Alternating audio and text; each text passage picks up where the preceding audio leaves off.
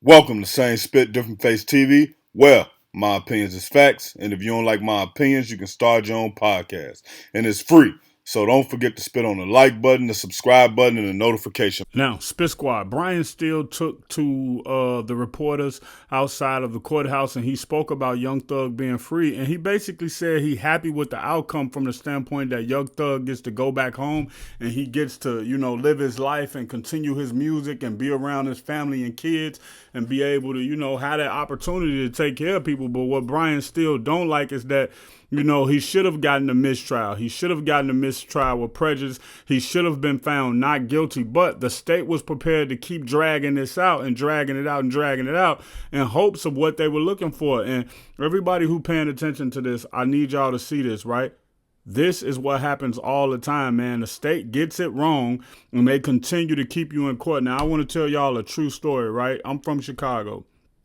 One of my homies, he sat in jail for 6 years. He sat in there for a murder, an attempted murder, and some type of kidnapping charge, right?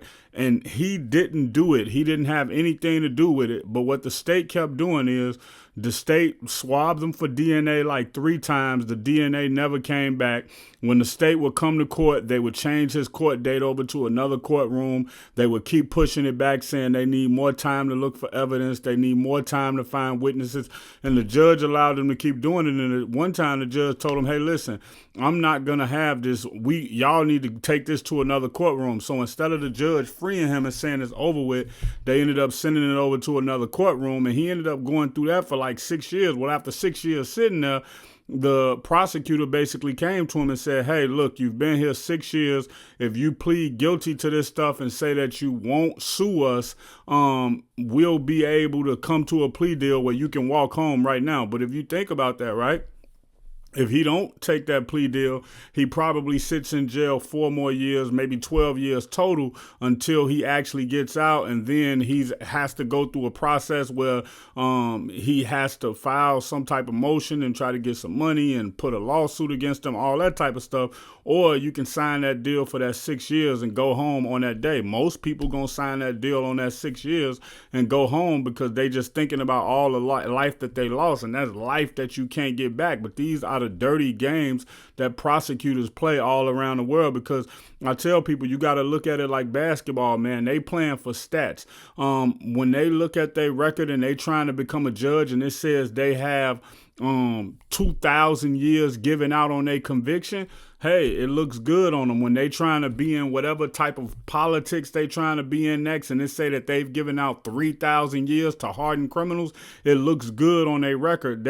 So you could be in a situation where a prosecutor could give you 10 years, but the prosecutor will say, okay, he did the crime. What's the difference between giving him the minimum and the max? I might as well give him the max because it's going to look good on my record. And that's why when we look at the legislative and things that happen like that, that's why they have to do away with like minimum and maximum and minimums.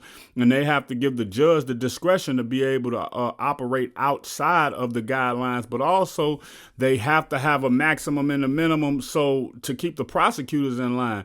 And another thing, if you don't believe something is true and you believe somebody is lying on you and you try to go against that plea deal, where the prosecutor be like, all right, well, if they went against it, when they do, or if they do get found guilty, guess what we're going to do? We're going to charge them way more. We're going to give them way more time. So it may be a case where the prosecutor say, all right, if you take the plea deal, we'll give you 10 years.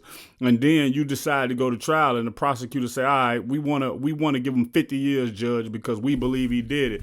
But the whole thing is, if you believe he did it, then why are you offering him a 10-year plea deal? Just like one of the, I think his name Quay, he got a plea deal today where he basically was going to have to serve like 7 years. But they said the whole trial, they said that, he was a murderer. He had killed somebody. He killed it on behalf of YFL. He killed this person on behalf of YSL. And then you look, they actually give him a plea deal where they take the murder off of there, where he don't have to admit to committing that murder. So when you look at stuff like that, you say, is the prosecutor really real? Is the prosecutor really looking for the truth, or are they looking to just get a verdict? Are they looking to just hang these people? And a lot of times when you go into court, man, they definitely overcharge you in order to scare you into pleading, and then they give you lower years because they want that conviction. That's another thing that has to be stopped as well, man. Prosecutors shouldn't be allowed to be able to overcharge you just to see what stick. The system is messed up, and outside of Young Thug actually doing what he doing for the kids in the community, she said he got to do that 4 times a year. I really hope that Thug puts some of his money behind justice reform and trying to change some of these things in Atlanta, the same way that Meek Mill helped change some of these things, and the same way Meek Mill helped change some of these things in Philadelphia. And if I had Thug resources, I would put my resources towards trying to find a way to get Fonnie Willis out of office and also get them other 2 fired. Check out my original Chicago hood movie in the end screen, No Time to Play Fair.